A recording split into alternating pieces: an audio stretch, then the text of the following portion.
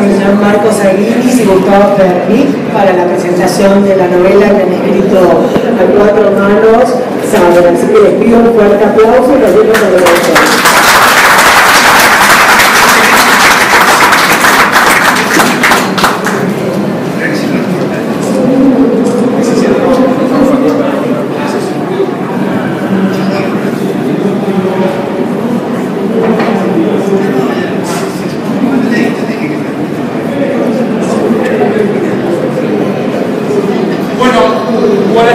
Entiendo que por la acústica en la que estamos padeciendo ahora va a ser mejor que hable sin micrófono que hable con micrófono. ¿Me equivoco? ¿Se oye bien? Algo se decidirá cuando le toque. En todo caso,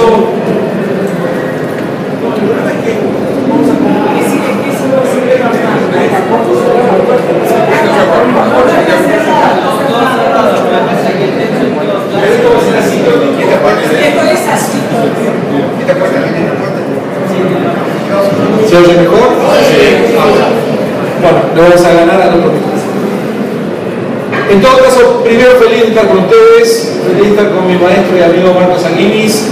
Hemos presentado el libro juntos varias veces, separados otras veces, así que teniendo en cuenta que algunos de ustedes sean de los fieles que vienen a varias presentaciones, vamos a tratar de variar, y es posible hacerlo con Sabra porque incluye tantos temas que depende de la inspiración del momento cuál de ellos queremos abordar. Pero empecemos diciendo que hemos elegido un género para contar lo que contamos en el libro. Y es que esta elección no fue desde el comienzo. Habíamos comenzado como un ensayo y más o menos a la cuarta parte del libro Marcos me mandó un email, casi una orden, que llevaba por título, entre signos de admiración, novela. Entonces el género que elegimos es el de novela histórica, y sobre eso quisiera contar un poco por qué lo hemos elegido. Probablemente Marcos también me corrija en esto. Yo creo que de tanto corregirme a lo largo de la escritura del libro terminó gustándole esto de corregirme, así va a poder hacerlo con soltura cuando le toque. Mientras tanto diré, ustedes saben que el género de novela histórica es único, es un producto, diría yo, un fruto bendito del romanticismo del siglo XIX.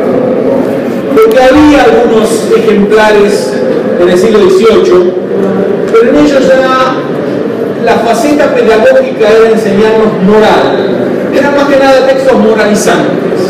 El siglo XIX, sobre todo a partir de Walter Scott, nace con la idea de un libro, una historia, una novela que no enseñe moral, sino que enseñe historia. Y en ese sentido, creo que Sabra cumple con la expectativa de aquel lector que quiere conocer el mundo de la novela histórica. Escribirla a cuatro manos, como decía recién Flor, ¿verdad? ¿Está acá? ¿Flor? Bien. ¿Está Flor? Sí. Como decía Flor, de Editorial Latinoamericana, escribirlo a Editorial Sudamericana, escribirlo a cuatro manos fue todo un desafío, pero les comento que escribir a cuatro manos con Marcos Aguinis es un privilegio. Tenía un honor y una senda de aprendizaje constante, de la cual yo por lo menos pienso privarme en el resto de mi vida, y entonces ando preparándote y ya te voy a dar algunas ideas sobre cómo encarar la próxima novela histórica.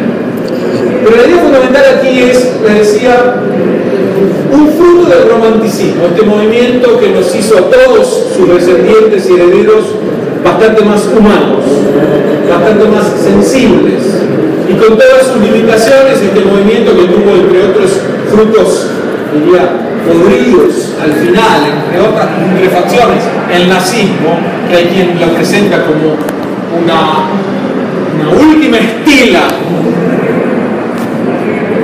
distorsionada, pero finalmente estela del romanticismo. Había dos tipos fundamentales en esta corriente.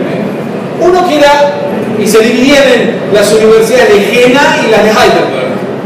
En Jena era un romanticismo universalista, que buscaba qué es el alma humana, que buscaba cuál es la raíz del arte, cuál es la máxima sensibilidad de la gente. Y enfrente de él nace el romanticismo del estilo Heidelberg, el de los hermanos Grimm, por ejemplo, que no busca esta raíz humana, sino el alma del pueblo. ¿Dónde está el cantar que hace la historia de cada pueblo una especie de organismo vivo que se va desarrollando? Y si tuviéramos que decidir en qué categoría de fruto romántico se encasilla Saura, no sería tan fácil. Porque por un lado, sin ninguna duda, su relato, su exposición, nos lleva a entender un poco del alma del pueblo judío y el renacimiento del pueblo judío y la vocación, y sus aspiraciones, sus objetivos. Este es el cántico nacional al que me refería antes. Pero por otro lado, sin duda, está también esta sensibilidad humana que intentamos destacar permanentemente y sin esfuerzo. Esta búsqueda universal por la cultura de todos, por la raza de todos. Lo que hace, la raza humana, lo que hace que hayamos debido saltar de lo universal a lo judaico una y otra vez, en uno y otro capítulo, para tratar de dar pinceladas más o menos leales de lo que fue esta historia. Ahora bien, varios de ustedes me hicieron firmar el libro en la entrada, noté que aquellos que firmaban estaban leídos. Pero me imagino que no todos los que están aquí leyeron el libro, aunque en el móvil me consta, pero no necesariamente quienes están aquí. Entonces vale la pena un resumen de un párrafo para poder continuar con lo que me parece fundamental. Saura narra en el marco de la Primera Guerra Mundial la historia de un grupo, Marcelo Birmacher lo llamó protoespías, que crean una red para expulsar al Imperio Otomano de la Palestina histórica, de la Palestina imperial, y declarar ulteriormente la independencia de la República Judía. Esto era en los años 1880, 1890, 1900, hasta la Primera Guerra Mundial, en donde frutece este grupo de espías. En el centro hay una figura romántica por excelencia, que es Absalom Weinberg, su protagonista, que vive una vida apasionada, de amores, de naturaleza, de devoción por las letras, y al mismo tiempo de un compromiso político irreversible, intransigente para con la causa judía, que lo empuja a batallar contra el imperio más poderoso y finalmente, sin que él nunca lo supiera, triunfar. La historia de por sí es apasionante y nosotros nos preocupamos con Marcos de retratarla lo más fielmente posible. Pero ustedes saben que la novela histórica no es lo mismo que una historia novelada. En la historia novelada priva por sobre todo la información. La novela histórica respeta la información que da, no puede haber demasiados desvíos de cómo fueron los hechos, pero trata de poner el énfasis en una reproducción de los sentimientos que se vivían en el momento, en tratar de reproducir primeramente una imagen verosímil de la época, de sus costumbres, de sus valores, y en segundo lugar, un dibujo fiel del alma de sus protagonistas. No resulta tan fácil esta segunda parte porque son muchos los protagonistas. Recuerdo más de una vez en que Marco me decía, espera, esto será muy interesante, pero no lo agreguemos porque ya él preveía, y con razón, a un lector un poco mareado por la información, por la cantidad de protagonistas. Imagínense los de ustedes que ya sintieron que son muchos los protagonistas, no leyeron cómo estaba antes de que lo fuéramos más o menos atenuados. Pero el tema es que en la novela histórica hay un rol que es el de historiador, además del de literato. Hay un rol que consiste en chequear una y otra vez que los eventos que se van planteando sean fidedignos. Y aquí la labor del historiador tiene siempre tres estratos, que son los hechos, su análisis y su interpretación.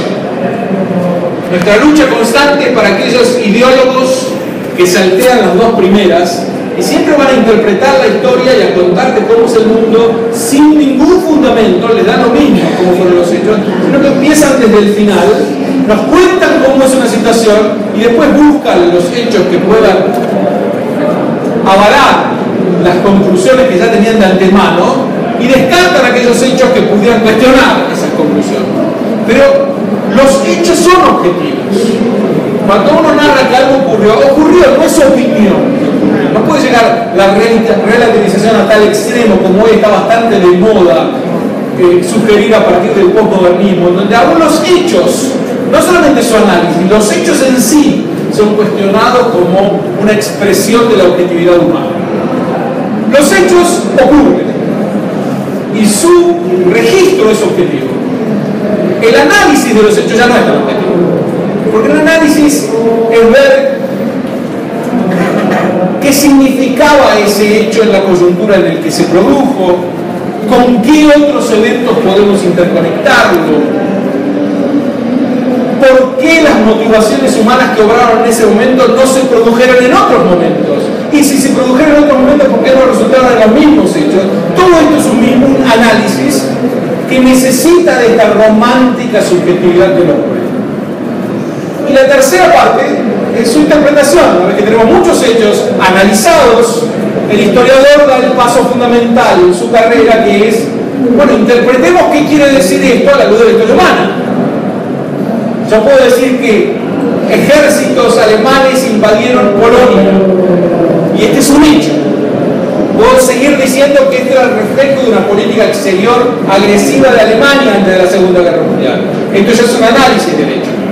Pero la interpretación es ver el cuadro general, qué significa el nazismo, cómo se produjo la Segunda Guerra Mundial, cuáles son los factores que llevaron a ella, si acaso podría repetirse la situación, etcétera, etcétera, etcétera, y traer algunos datos conocidos.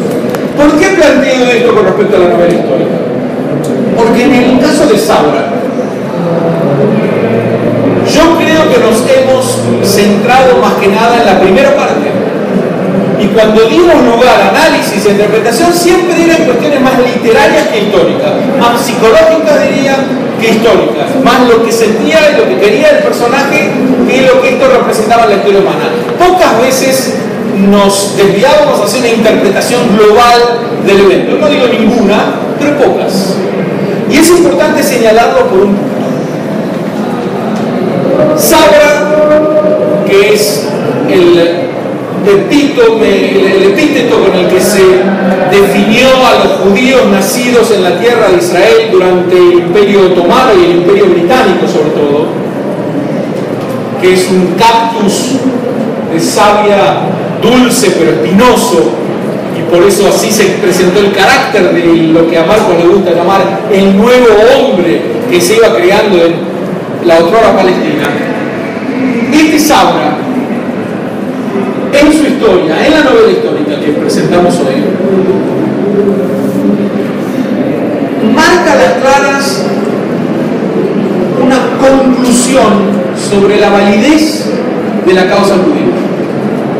En ningún momento hizo falta interpretarlo, analizarlo, con el solo relatar cómo se creó la Universidad de Jerusalén y cómo se disecaron los primeros pantanos y quiénes fueron los que generaron los primeros caminos y los primeros kibutzim y la prensa y el primer tren. Con el solo relato de los hechos, no hace falta ni analizar estos hechos. Uno está dando a las claras a entender cuál fue la verdadera historia de la Palestina moderna. Una historia que fue tan distorsionada, tan sobre la que se miente constantemente, sobre la que se crean tantos mitos hoy, que me parece que la reivindicación de los hechos solamente, ya de por sí podría ser un mérito de nuestra novela. Viene a contarte lo que ocurrió, que poca gente sabe, y una vez que poca gente sabe, además está siendo invadida constantemente por todo tipo de mitos deliberados que vienen a deslegitimar estos términos. Fíjense que que a tal punto nos cuidábamos de que no hubiera una interpretación, que le esquivábamos a términos demasiado ideológicos.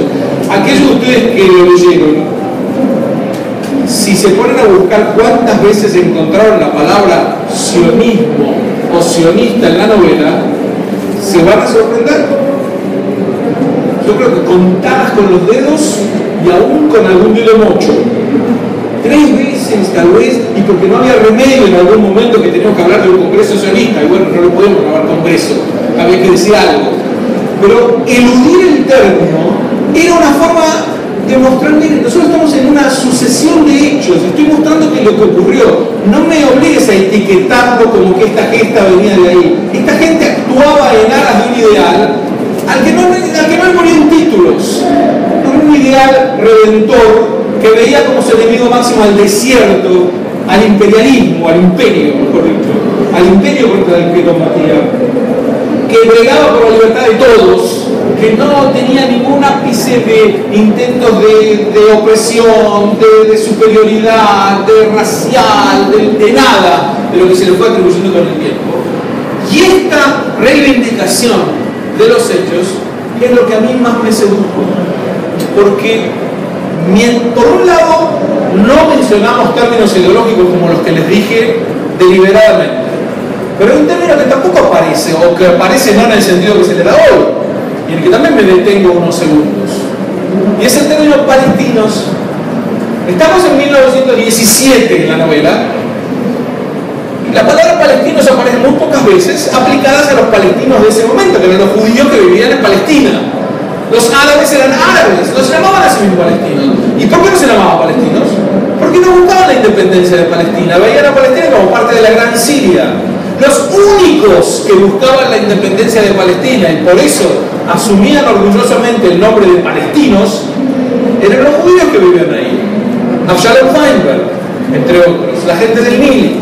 Claro, 1948, cuando se declara la independencia de Israel, mucho después de los sucesos que relatamos en Sabra, la palabra palestinos queda en un limbo semántico, porque los palestinos pasan a autodenominarse israelíes, dicen nosotros ahora somos independientes, ya no hace falta más remitirnos al término que nos dio el imperio, en este caso el imperio romano, y por lo tanto ser israelíes dejaba, en un limbo semántico el término palestinos, y lentamente el mundo árabe fue apropiándose de ese término como siempre hubiera sido de ellos, y hoy en día obviamente nadie relaciona a palestinos con Avshalom Feinberg, nadie relaciona a palestinos con la gente del Nili y la lucha de los judíos por la independencia de la historia de Israel, pero esta es una distorsión de por sí.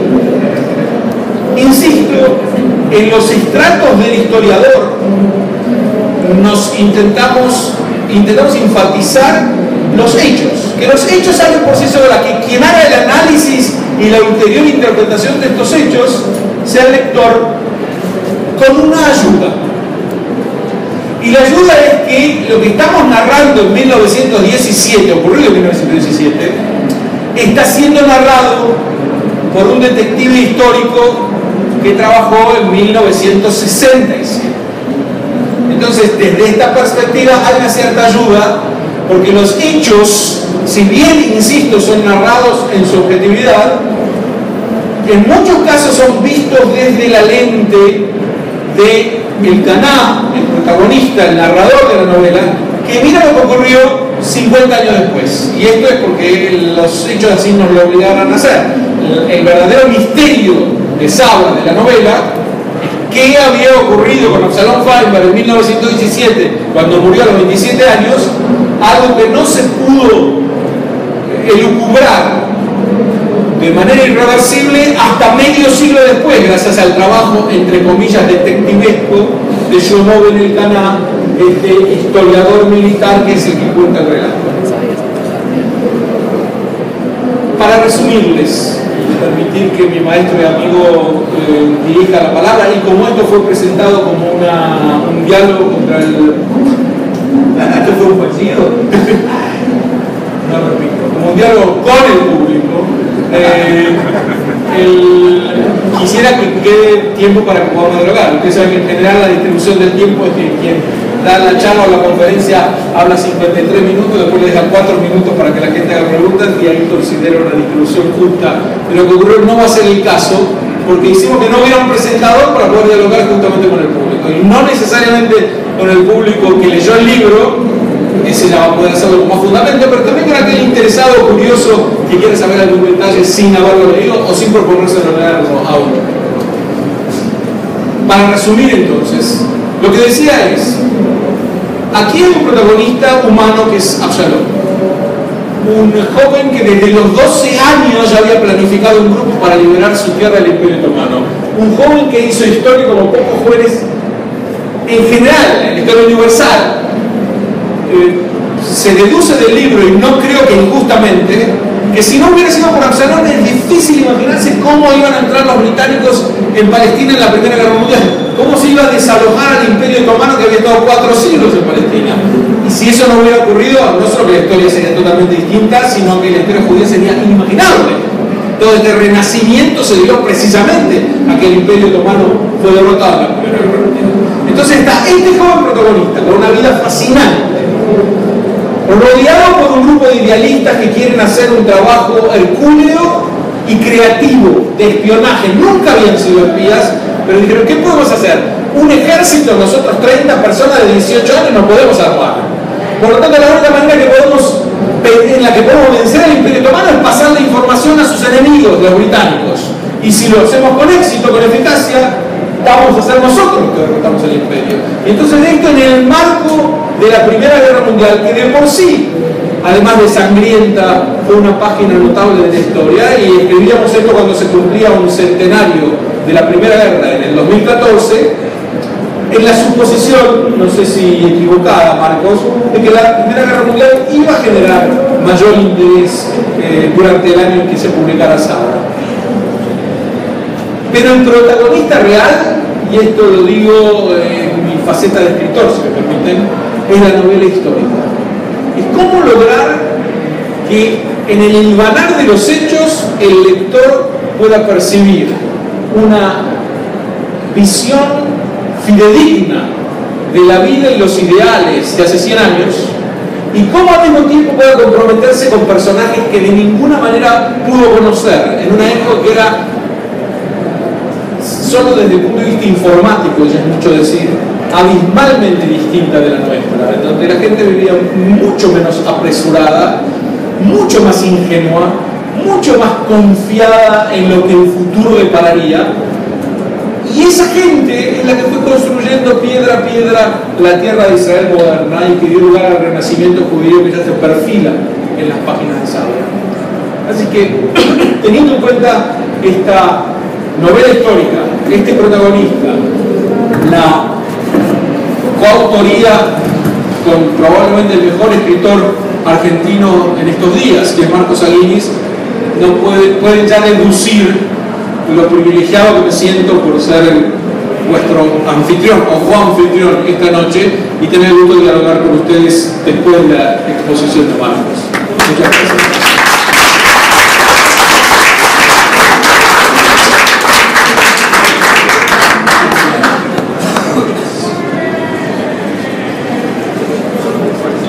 Bueno, ahora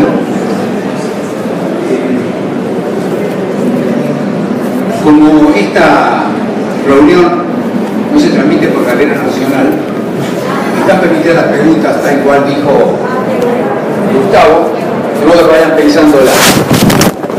Justo antes de subir a esta segundo trono, algunos dijeron que habían leído un libro y me hicieron algunos comentarios muy interesantes que sería bueno lo hicieran conocer los demás cuando termine yo mi exposición y Gustavo interviene también. Estuvo muy bien Gustavo, describió perfectamente qué es la novela histórica, qué es la historia novelada y los 3 niveles en que se relatan ciertos hechos. Cuando el gran escritor español Camilo José Cela recibió el Premio Nobel de Literatura, le preguntaron si le asombraba haber recibido ese premio. Dijo, sí, por supuesto que sí. yo me daba el premio Nobel de Física, había sido un gran alumno de Física. Es decir, se dan cosas que a veces resultan inexplicables. Y así nos ocurrió a nosotros, porque nos largamos a escribir a 4 manos. Y como contó bien Gustavo al principio, queremos hacer un ensayo, narrar una historia, hacer un libro de historia. Y después me di cuenta que para llegar mejor al lector, hacerle comprender ese momento, convenía otro género, que es el de la novela.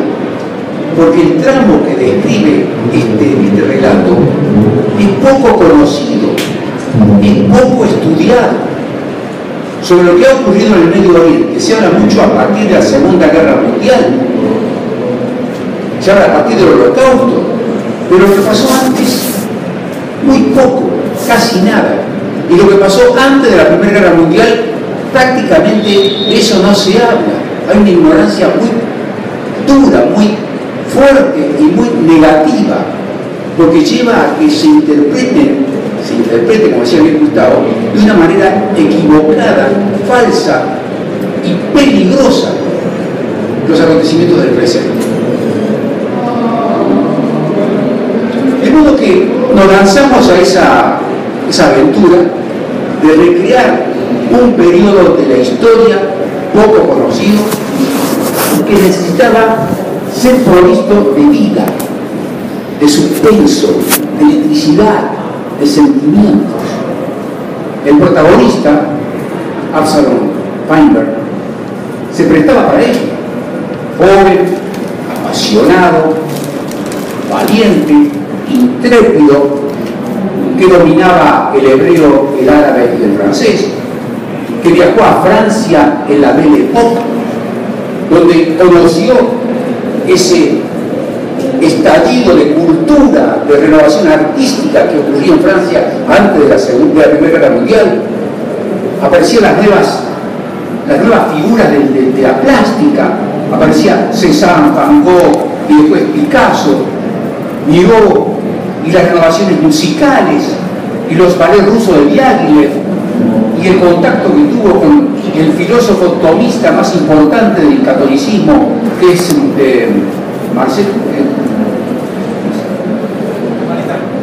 Jacques Maritain, con quien se hizo amigo. Es muy interesante la parte donde se describe ese pedacito, que yo dudé si lo ponemos o no tal cual fue, pero según documentos que habíamos encontrado, él sabía de una familia rusa que había en París y que eran muy hospitalarios. Entonces va a esa casa, se pone la mejor ropa que tenía en ese momento y lo recibe una muchacha que dice la mujer más hermosa del mundo. Se prende con rapidez. Resulta que esa joven mujer era la esposa del gran filósofo tomista Jacques Maritain. Hizo mucha fuerza para no levantársela enseguida, después tuvo algún vínculo con la hermana de ella, pero en fin, son historias que se van narrando porque hablamos de seres humanos que tienen sentimientos contradictorios, pero estamos hablando de una figura fascinante en todo sentido. Y lo notable es que este individuo vivía y se crió en un desierto, porque en esa época la gran Siria, que abarca lo que ahora es Siria, Líbano, Jordania, Israel y los territorios palestinos, era un solo país, era la gran Siria. Palestina ni siquiera era denominada de esa forma, sino que decían el vilayato de Jerusalén, la provincia de Jerusalén, un país vacío. Hay un testimonio que no se puede refutar de un viajero que anduvo por allí en 1860. Ese viajero se llamaba Mark Twain. Ustedes oyen hablar de Mark Twain. Escribió un libro que se titula Viajes y describe su viaje por el Medio Oriente y dice que recorría millas y millas y no había nadie, nada, desierto. Y si no era desierto, eran pantanos donde pululaba el mosquito Anófeles que producía el paludismo crónico, y que se tardaron casi 3 generaciones para poder eliminar esto. Todos los que iban a Palestina en esa época, los inmigrantes judíos, los pioneros de esa época, todos contraían la fiebre palúdica, hasta el joven Ben Gurión, e incluso escribió que aquí no se contra la fiebre palúdica como que no viviera en el territorio, que no tuviera carta de ciudadanía. Y en ese desierto, infectado, vacío, estaba este grupo de jóvenes que pertenecían a las familias pioneras que abrían caminos, que construyeron los primeros kibutzim, que fundaron la Universidad de Jerusalén, el Instituto Científico de Rehovot, los primeros diarios que abrían caminos en medio de la nada. Esta es una historia, es una epopeya, es increíble, es algo extraordinario. Y en la historia del pueblo judío es como que aquí se da un hecho muy interesante y nosotros como argentinos tenemos que valorarlo, porque en paralelo con ese trabajo pionérico que hacían en Palestina, aquí llegaban también los primeros judíos que fueron cultivando tierras en Entre Ríos, en Santa Fe, donde estaban las famosas colonias judías de principios del siglo XX, digamos, sostenidas por el baronillo, judíos que fueron a su vez engañados, que le prometieron darle tierra y después los estafaron, pero que crearon Villa Clara y Moisés Villa y qué sé yo, las Palmeras y un montón de poblaciones que existen, Carlos Casares, etc. En paralelo estaban estos dos movimientos pionéricos, pero había una diferencia. Esta es Argentina. Entonces los judíos que trabajaron en Argentina eran argentinos con identidad judía, con religión judía, lo que quieran, pero eran argentinos. En cambio, en Israel, la conexión era otra. La conexión no era con Argentina, ni con Siria, ni con el Imperio Otomano. Era con el país que había pertenecido a los judíos desde hacía 3.500 años. Fíjense ustedes, 1.600 años antes, 600 años antes que naciera el profeta Mahoma, 1.600 años antes que naciera el profeta Mahoma, David, el rey David, convierte a Jerusalén en la capital de su reino. ¿Qué le parece? Hay un antecedente, ¿no? ¿A quién pertenece Jerusalén o no? El hijo del rey David, Salomón, es el que construye el famoso templo de Jerusalén, un templo que es destruido por los babilonios primero, que es reconstruido, al que concurre Jesús en persona, va a ese templo varias veces, como se hacía en aquella época. Los judíos viajaban en peregrinaje al templo de Jerusalén varias veces por año, incluso algunos 2 o 3 veces por año, de ahí la tradición del peregrinaje. Y luego ese templo destruido en el año 70 por los romanos. Pero la rebelión no terminó, sino que la rebelión continuó contra los romanos, a pesar que Jerusalén estaba en ruinas. Y se produce otro levantamiento, el levantamiento de Bar Kokhba, que ocurrió en el año 135 después de Cristo. Y ese levantamiento también es ahogado en sangre. Y Bar Kokhba muere en la fortaleza de Betán. Y cuando el general romano entra a la fortaleza de Betán y ve que están todos los rebeldes judíos muertos, se da cuenta que el cuerpo de Bar Kokhba está rodeada por una serpiente. Y entonces dice, si un dios no lo hubiera matado, fuerza humana alguna habría podido hacerlo. Entonces el emperador Adriano, el emperador de ese tiempo, sobre el cual Margaret Yourcenar escribió su famoso libro, La memoria de Adriano, describe todo esto, ahí está el libro de Yourcenar, describe todo esto, dijo Adriano, estos judíos los tengo que sacar de una manera mucho más radical, más definitiva de esa tierra. Voy a cambiar el nombre a Jerusalén, que nunca más se llame Jerusalén, la vamos a llamar Aelia Capitolina, y borrar el nombre de Jerusalén. Y este territorio no se va a llamar más Israel, ni Judea. Vamos a llamarle, a ver qué nombre le podemos poner. 1500 años atrás había un pequeño pueblo que vino de Creta y que estaba instalada en la zona costera del sur, que se llamaba los filisteos, contra quienes luchó Sansón y David y toda esa historia. Vamos a llamarle Filistea. En latín se escribe PH, Palestina. Y de ahí viene la palabra Palestina. Y a partir de ahí ocurre un fenómeno notable. Los cristianos a esa tierra no la llaman Palestina. Todo el tiempo la llamaron Tierra Santa. Incluso en la época de los cruzados se decía Tierra Santa. Los árabes no le decían ninguna palabra, ningún nombre, era la media luna. Pero los judíos seguían diciéndole Eretz Israel, la tierra de Israel. Y continuaban rezando siempre con la mirada puesta hacia Jerusalén. Esto lo imitó Mahoma al principio. Cuando Mahoma inaugura su nueva religión, adopta muchos elementos de la religión judía y entre otros rezar mirando a Jerusalén. Pero después se da cuenta que eso es un error y ordena un cambio que figura en el Corán, eso está contado, no lo invento yo, que la oración se dirija a la Meca. Durante mucho tiempo hubo intentos de reconstruir ese Estado de Israel en esa tierra y fracasaron los intentos reiteradamente, pero siempre hubo judíos en la tierra de Israel y en los últimos siglos la mayoría de la población de Jerusalén, la mayoría era judía. Había cristianos, musulmanes y judíos, la mayoría era judía, porque Jerusalén era una ciudad desértica, abandonada. Nadie iba a Jerusalén, a nadie le interesaba Jerusalén. Eran ruinas.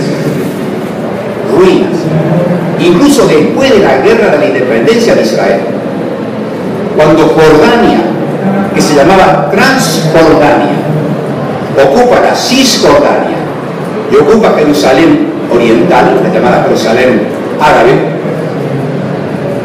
y cambia su nombre, en vez de seguir llamándose Transjordania, cambia el nombre de Transjordania por Jordania porque usurpa, con el deseo de hacer una usurpación permanente de la Cisjordania. No habla de Estado palestino en Cisjordania, es Jordania en esa parte, ese momento. Jerusalén, que estaba en poder de los árabes de Jordania, no fue visitada durante 20 años ni por un solo presidente árabe, ni por un solo rey árabe, ni por un solo príncipe árabe. Ni bolilla le daban a Jerusalén, no les interesaba Jerusalén. Estos son los hechos. Y estos hechos se vinculan con lo que queríamos expresar aquí en Sabra.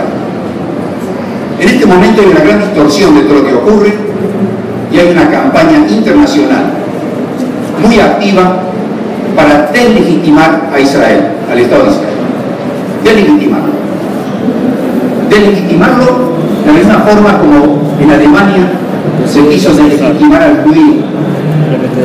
Al principio ustedes saben que a los judíos se les decía: ustedes como judíos no pueden vivir entre nosotros, por lo tanto conviértanse, si no, no pueden vivir con nosotros. Entonces los judíos se convirtieron, muchos.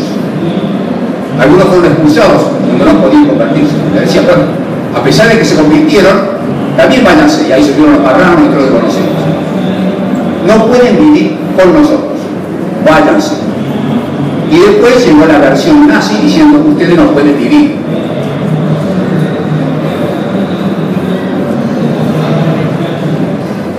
Esta historia de la deslegitimación nos sirve para recordar que primero se empieza por eso, deslegitimar.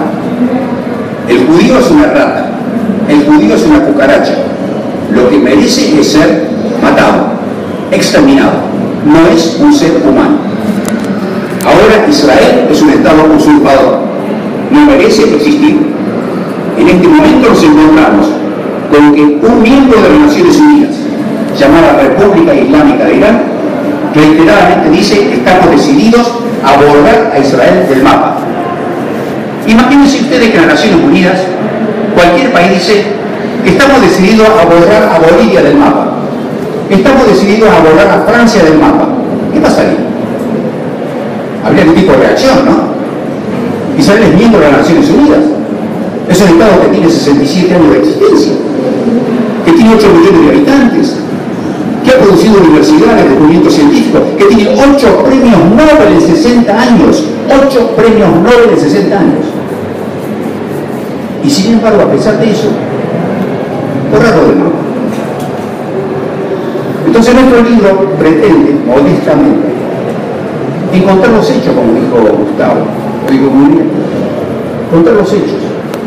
¿Qué pasaba en la época que no se hablaba de los palestinos y de la causa palestina, sino que los únicos palestinos eran los judíos? ¿Qué pasaba en ese periodo en que el Imperio Otomano dominaba la zona? Y el Imperio Otomano estaba decidido a que no haya diferencias ni raciales, ni religiosas, ni étnicas. Por eso, al mismo tiempo en que se describe la historia de Absalom Feinberg, ocurre el genocidio armenio, del que ayer se cumplió el primer centenario. Ayer, 24 de septiembre, se cumple el primer... 24 de abril, perdón. El 24 de abril se cumple el primer centenario de genocidio, cuando comenzó la matanza sistemática de los armenios. Comenzaron matando cerca de 800 personalidades armenias y luego comenzó una matanza sistemática de todo el pueblo armenio, llegando a 1,5 millones de víctimas. Todo eso muestra qué era el Imperio Otomano. El Imperio Otomano no quería de ninguna manera que los judíos cumplieran su sueño de crear un Estado independiente. Pero ¿quiénes luchaban por un Estado independiente en aquel momento, en ese lugar? No había palestinos. Los palestinos eran los judíos. Los árabes no querían independizarse. Coetáneamente con Absalom Feinberg funcionó Lawrence de Arabia. Todos han visto la película Lawrence de Arabia, basada en un libro autobiográfico escrito el libro Lawrence de Arabia. ¿Y qué dice Lawrence de Arabia?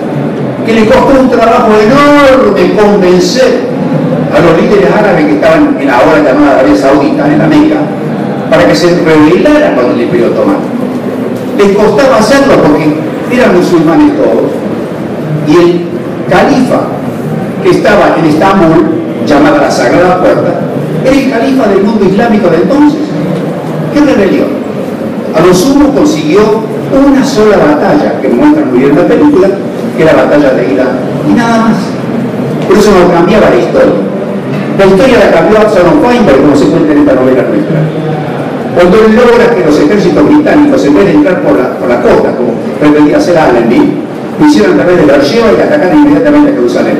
Es el camino más fácil que Feinberg y su grupo detectaron. Y por eso rápidamente las tropas británicas derrotan a los otomanos y ocupan Jerusalén. Y siguen avanzando hacia el norte. Esta historia es mucho más importante que la de Lawrence. Lo que pasa es que la de Lawrence, bueno, fue hecha por un inglés, era mucho más conocido y más interesante para los ingleses hablar de ese tema que de este otro. No les voy a contar el libro, sí, tanto Gustavo como yo tenemos la satisfacción de habernos encontrado con algunos lectores que decían cosas diversas. Algunos me dijeron, ese libro me hizo llorar. Yo miraba asombrado, llorar. Cuando nosotros lo escribimos, temblábamos ante ciertas escenas, pero no llorábamos. Pero algunos lectores dicen, no, yo he llorado con ese libro. Otros me dicen, ¿cuánto aprendí? Y yo decía, pero mira, hay mucha información, una información que por ahí abruma. No, yo aprendí, dice, y releí algunas cosas para clarificarlas más. Bueno, esas son las satisfacciones que tiene un escritor cuando hace una obra como esta, es ayudar a que se sepa mejor lo que ha ocurrido, que se piense mejor y a través de eso se pueda colaborar en resolver las tragedias humanas, en llevar hacia la paz, la comprensión, la solución de los conflictos humanos. Pero acá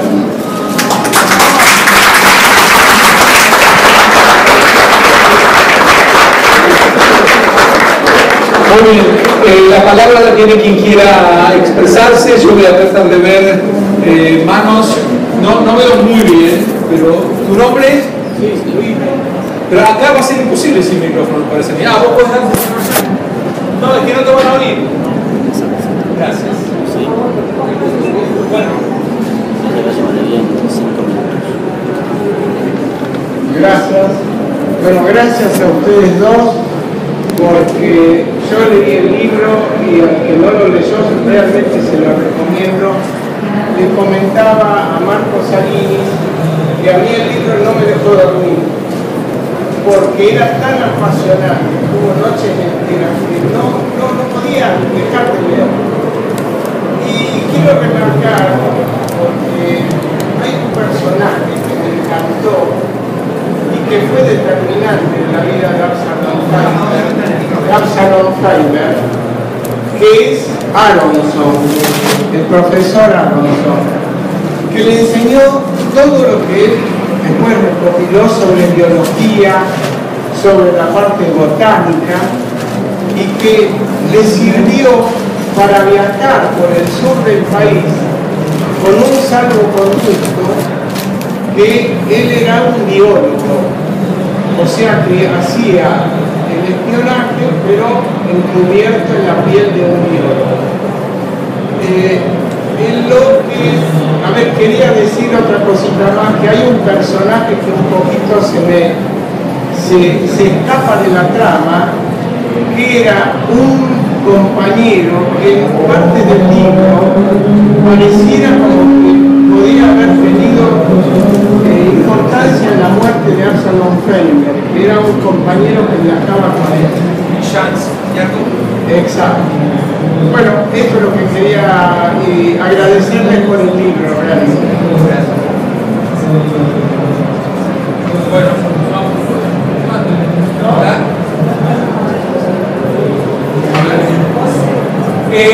ambos son rigurosamente históricos, tanto Aaron Aronson como Jacob Bishansky.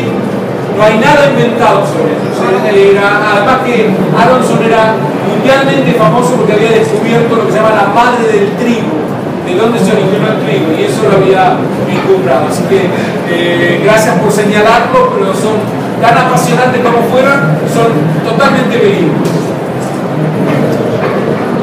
Hola, ahora sí. Hola. No, acá la pregunto. Sí. ¿Qué tanto es el reconocimiento? ¿Qué tanto es el reconocimiento en Israel del personaje de Absalom? Bueno, en la ciudad, socialmente. Absalom, bastante, hay un museo sobre él. Horacio presente, Barenbaum es el que visitó, el último que ha visitado el museo, me parece, de los que están aquí.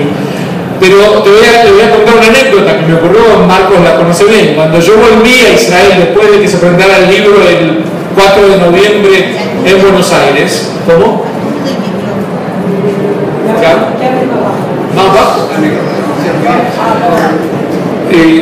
Cuando regresé a Israel, había un grupo que había comenzado hace 4 años a marcar el aniversario de la muerte de Absalom Feinberg con un acto en su tumba en el monte Herzl. Hace 4 años nada más. Es decir, que era la 4ª vez que lo hacían. Enterados de mi novela, me llamaron para hablar en este acto. Y le cuento a Marco que tuve no solamente la emoción de poder hablar en la tumba de Absalom Feinberg con gente que venía a rendirle homenaje a su memoria, sino que cuando termina el acto, Horacio también estaba ahí presente, cuando termina el acto se acerca una encantadora joven de 94 años que con total lucidez y absoluto desenvolvimiento me dice que ella es la última descendiente de las familias del Nili. Así que ya estoy en contacto con ella, la visité en su casa. Reconocimiento hay en cada ciudad de Israel al Nili, al grupo que Absalom ayudó a crear, porque hay calles que se llaman Nili en todo el país. Pero Absalom en particular, si bien es una figura muy conocida, no conozco tantas calles en su nombre, pero creo que empieza a haber ahora una mayor conciencia de la centralidad del personaje, que está obviamente su tumba en el monte Herzl y fue enterrada en 1967 cuando fue descubierta con todos los honores. Esto lo narramos en la novela. Bueno, les agradecemos mucho. Queremos decirles que los autores van a estar firmando ejemplares de sus libros en el pabellón verde en el stand de Penguin Random House. Muchas gracias.